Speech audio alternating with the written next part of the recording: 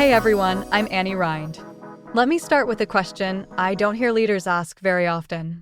What if meetings actually moved your business forward instead of just keeping everyone informed? This 4-part series is about that possibility. Not better meetings, not shorter meetings, but meetings that finally earn their spot on the calendar by doing the work leaders have always hoped they would do. Real problem solving, clear decision making, forward motion. In this first episode, we're going to name a pattern most organizations never stop to question: why meetings quietly became the primary place we exchange information in the first place. And over the next 3 episodes, I'm going to lay out a different option. A practical, operations-safe way to separate information exchange from problem solving, so meetings can stop being about getting oriented and start being about moving the work ahead. Now, before we dive in, let me orient you just a bit. I'm going to use some large, high-stakes examples throughout this series. Power plants, manufacturing plants, industrial shutdowns, outages that cost hundreds of thousands or even millions of dollars a day when something slips. But if you run a smaller business, I want you to stay right here with me. Because anytime a meeting exists primarily to exchange updates and get everyone on the same page, the exact same mechanics show up. The scale is different. The pain is quieter, but the drain is just as real. It's what turns a reasonable workday into evenings, weekends, and that nagging feeling that the real work always has to happen later. So let's talk about what meetings are really doing. In high-pressure environments, especially during outages or shutdowns, synchronization isn't optional. Everyone genuinely needs to know what's going on. What changed? What matters? And what decisions have already been made? That part is obvious. What's less obvious is this. Meetings didn't become dominant because they're efficient. They became dominant because information slowly scattered. Updates drifted into email threads. Decisions got made in side chats. Clarifications happened in hallway conversations or quick phone calls.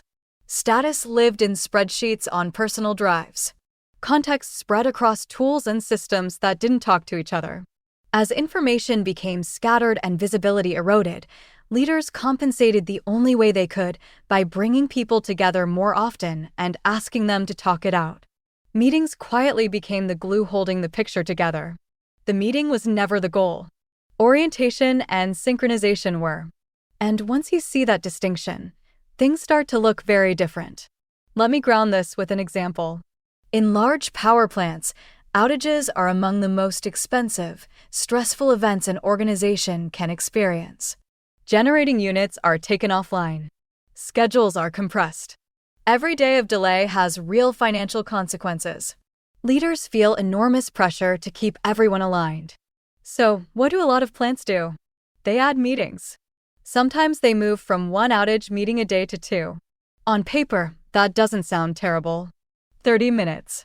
Maybe an hour. But the real cost isn't the meeting itself. It's everything wrapped around it.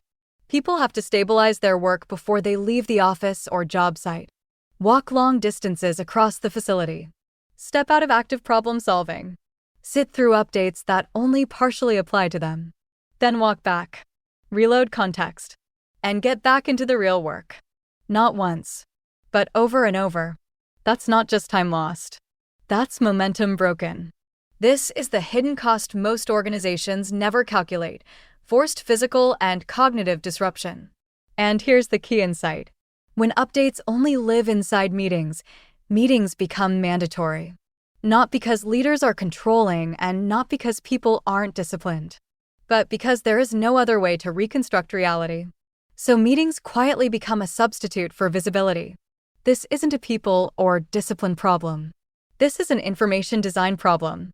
Now, if you're running a small business, this probably sounds familiar in a different form.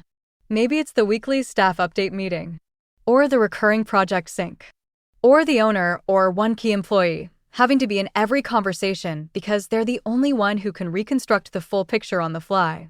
Different scale. Same mechanism. Information isn't visible unless people stop what they're doing and assemble. And once that's true, disruption becomes baked into the system. Throughout this series, I want you to hold on to one simple idea. Synchronization is non-negotiable. It's mandatory. But forced physical and cognitive disruption is not. Everything we're going to talk about in the next few episodes builds on that calm assertion. What changes when updates are captured deliberately, when context lives somewhere other than inside people's heads, and when leaders don't have to interrupt work just to get oriented. And just to be clear, this doesn't happen by accident. Information has to be written down clearly, stored predictably in a shared environment, and easy to retrieve. That kind of environment has to be designed up front. And yes, that's the kind of work we spend our days doing around here. Most organizations have everything written down, but it's scattered and not structured for today's technological capabilities. As I'm fond of saying often, email is so 1990s. In part 2, we're going to talk about what it looks like to replace the meeting itself without losing that precious alignment in practice, grounded in real operations rather than abstract theory. If this episode shifted how you think about meetings, stay with me. Over the next 3 episodes, we'll walk through a practical alternative from end to end so meetings can finally do the work they were always meant to do. This is Annie.